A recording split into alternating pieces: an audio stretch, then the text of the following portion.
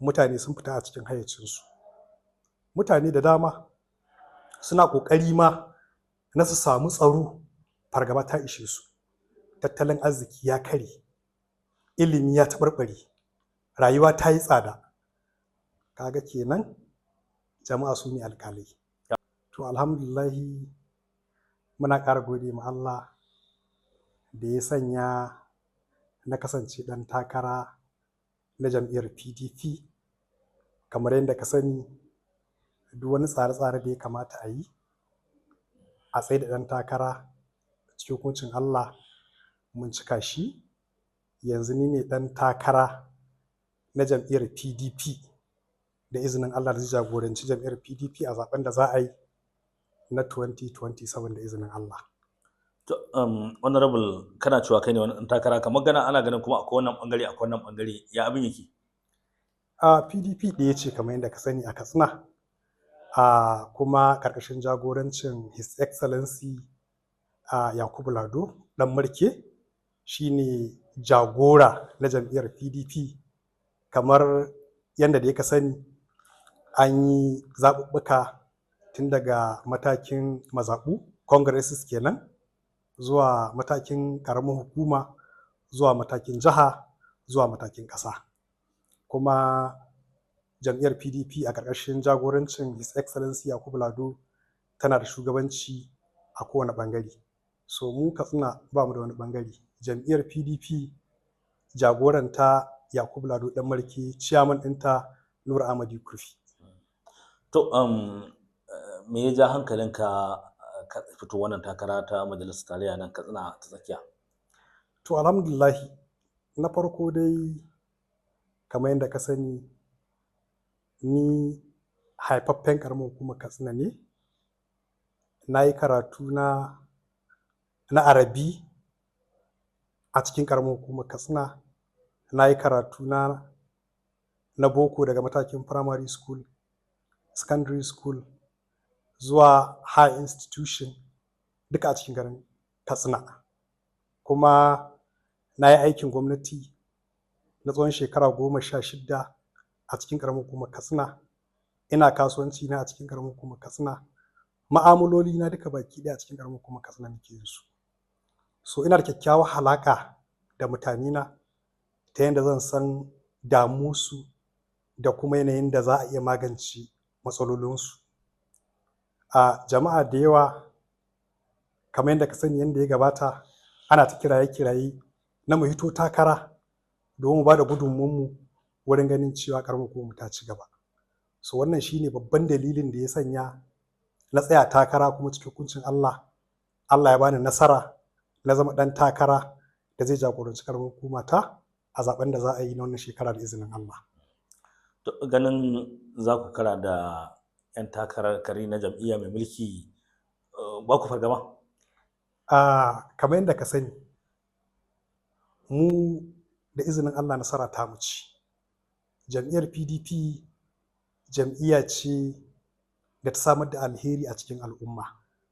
Jam'iyya ce da talakawa suke bege, suke ƙauna, suke addu'a Allah ya maido ta.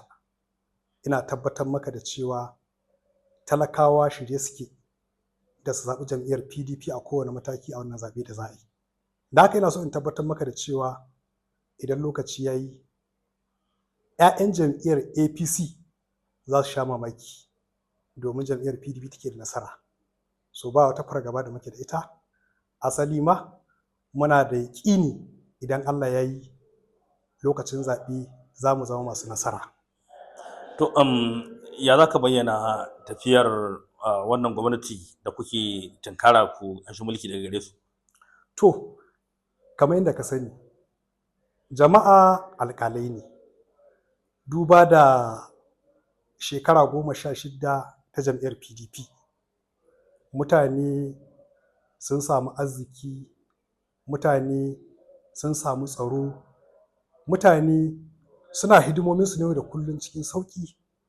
Amma zuwa jam'iyyar APC shekara 12 abubuwa suka canza, ta yadda za ka ga mutane sun fita a cikin hayyacinsu. Mutane da dama suna ƙoƙari ma na su samu tsaro, fargaba ta ishe su, tattalin arziki ya kare, ilimi ya taɓarɓare, rayuwa ta yi tsada. Kaga kenan jama'a su ne alƙalai. amma duk baka ganin gwamnatin tana cewa tana bakin kokarin samar da daidaito. Ita gwamnati a kowane lokaci ba za ta nuna gazawarta ba, kullum ƙoƙarinta ta ga cewa ta yi convincing mutane akan cewa tana yin abin da ya kamata. Shin abin tambaya anan shine tana yin abin da ya kamatan ko son zuciyar da take hidi? Kamar yadda na gaya ma, jama'a su ne alƙalai, suna nan suna bibiyar dukkan al'amuran gwamnati, a kama daga ayyukanta, kuɗaɗen da ake bata, yadda take tafiyar da hidimominta, so suna nan suna bibiya. Su ne alƙalai, su za su yanke mata hukunci daidai da abin da ta yi.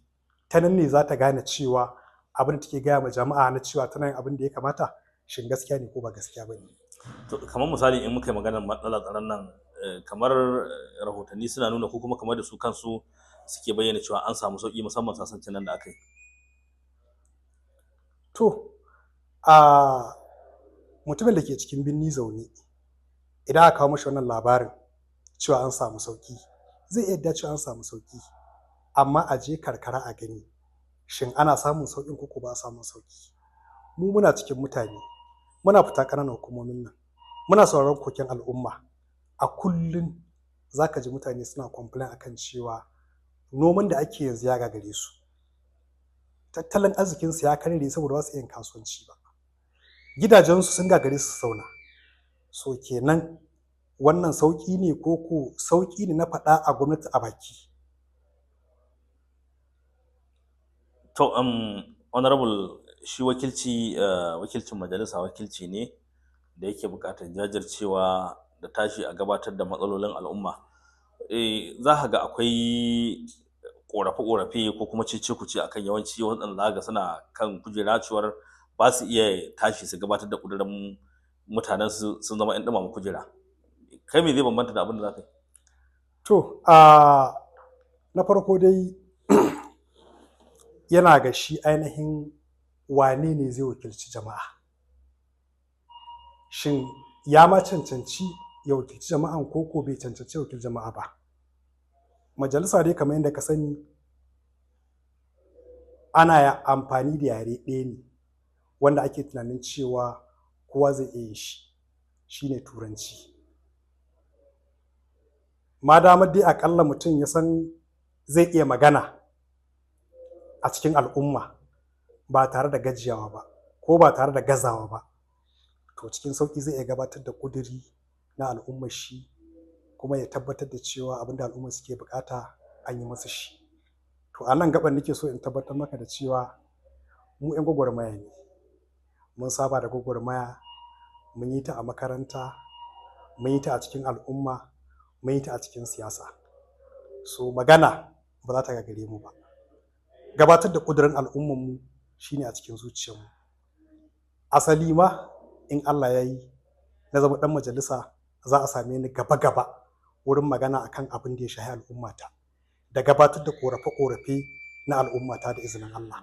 So ina so in tabbatar maka da cewa kai da kanka wata rana za ka ba da labarin cewa wannan ɗan majalisa mun taɓa hira da shi kuma na tabbatar da zai wakilci al'ummar shi yadda ya kamata a wancan lokacin.